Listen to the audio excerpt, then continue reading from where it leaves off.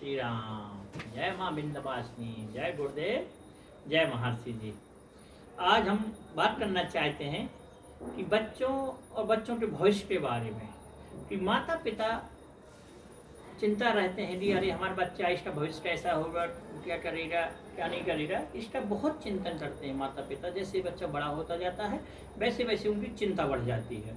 तो हम इसमें जो थोड़ा बहुत अपना अनुभव साझा कर रहे हैं बच्चों के भविष्य के बारे में।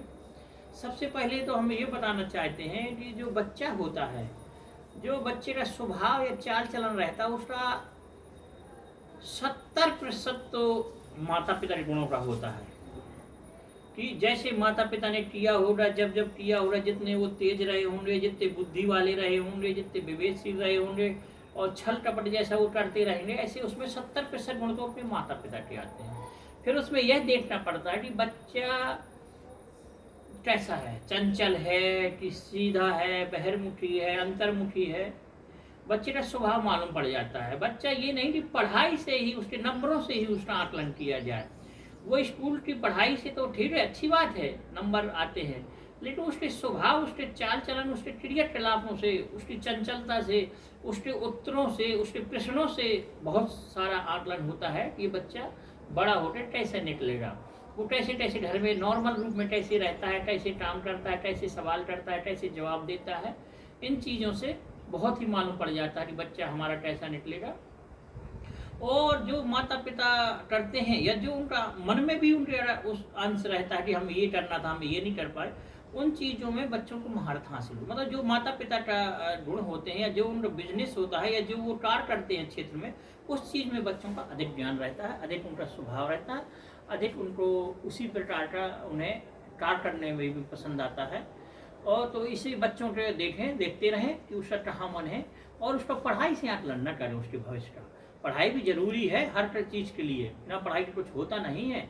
लेकिन पता नहीं बच्चा पढ़ते पढ़ते कब उसका मन कहाँ बदल जाए, किस चीज़ में वो निपुण निकल जाए, किस चीज़ में आगे हो जाए, किस चीज़ में वो महारत हासिल कर ले, किस चीज़ में वो अपने माता पिता का नाम रोशन कर दे, ये कुछ कहा नहीं जा सकता। बस माता पिता को यह ध्यान देना चाहिए कि वो अवगुण ना उसके अंदर आए, उसकी बुरी संगत ना हो, बुरे उसके विचार ना आए, उसके विचारों को सुनते रहें, उसकी आदतों को देखते रहें, उसकी संगत को देखते रहें, उसे थोड़ा थोड़ा सुधारते रहें, थोड़ा थोड़ा उसे समझाते रहें, और थोड़ा उसे ऐसी बात करते रहें कि हाँ उसे समझ में आए, उसे ऐसे ही टाइप का बताते रहें उसे समय समय पर कि ये क्या जरूरी नहीं, कैसे किसी के साथ कैसा व्यवहार करते हैं, और ऐसा करने से क्या होगा, किसी को ऐसा नहीं करते, लड़ते नहीं, झगड़ते नहीं, गाली नहीं देते, या किसी का सीना झपटी, या कुछ मिले तुरंत उठा के घर में नहीं लाते, या रख नहीं लेते हैं, छिपाते नहीं हैं, ये चोरी है, ये अच्छा काम है, ये बुरा काम है, ऐसा काम आलस नहीं करना चाहिए, ऐसा करना। उसे छोटी छोटी बातें सिखाते रहें, छोटी छोटी बातों से वो, और सिखाने ज़्यादा वो आप करते रहे तो वो देखता है।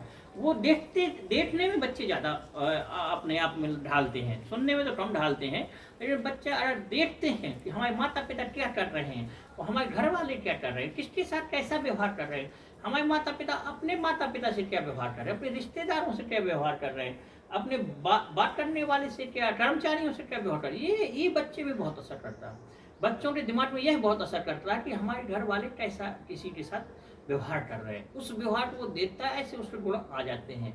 आपस में हम माता पिता क्या बात कर रहे हैं, कैसे लड़के झगड़ते, कैसे प्यार से रहते हैं, कैसे किसको डांटते हैं, कहाँ सफाई रखते हैं, कहाँ गंदगा करते हैं, उस सामानों में कैसा ध्यान देते हैं, कैसे फैलाते हैं, अच्छी नहीं रखते हैं। इन चीज़ों का देख देख के बच्चों में बहुत और जैसा तुम करते हो वैसा बच्चों में असर बहुत ज़्यादा होता है। इसलिए जब बच्चे छोटे हों, छोटी उम्र हो, जब उनकी सीखने उम्र हो, उस समय विशेष ध्यान देने का है माता पिता का।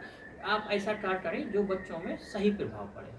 पहले तो ऐसा होता था कि बच्चों के सामने तो लोग गाली तक नहीं देते थे, जहाँ बच्चे होते थे कोई बात नहीं करता था ऐसी सही। लेकिन आज तो ज़माना बदला है थोड़ा, बच्चे भी थोड़ा ज़्यादा एक्टिव हो गए हैं, और मोबाइल का ज़माना है। बच्चों के सामने तो बहुत उन्हें ऐसा सीख दिया था, लेकिन फिर भी नए ज़माने के हिसाब से नए बच्चे हैं तो यही है। लेकिन उनको ध्यान जरूर दें, उनके देख रहे हो पढ़ाई में ध्यान न दें, 24 घंटा उसको पढ़ाई में ध्यान दो ज़्यादा, लेकिन पढ़ाई के साथ उसके गुणों में ध्यान देना चाहिए। जैसे गुण होंगे वैसा बच्चा बनेगा। पढ़ लिख के भी अच्छा बनता, पढ़ लिखना जरूरी भी है। तो बच्चों का आकलन करते रहें, वो अपने बच्चों को दिशा निर्देश करते रहें। जितना माता पिता समझ सकते हैं उतना कोई भी व्यक्ति अपने बच्चों के बारे में नहीं समझ सकता।